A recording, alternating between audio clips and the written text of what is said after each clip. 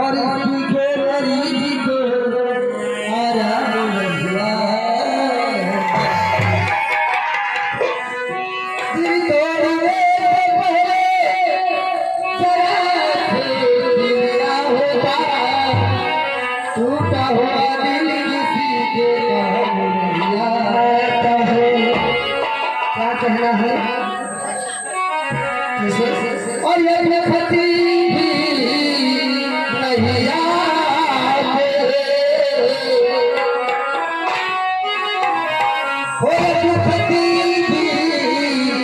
नहीं आते सदा भी नहीं आते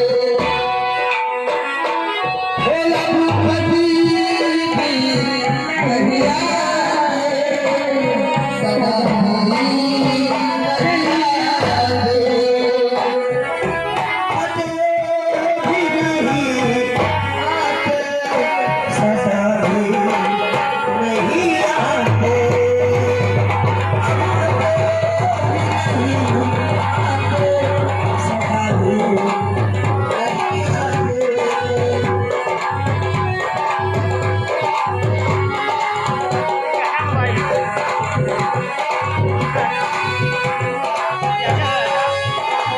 Yeah.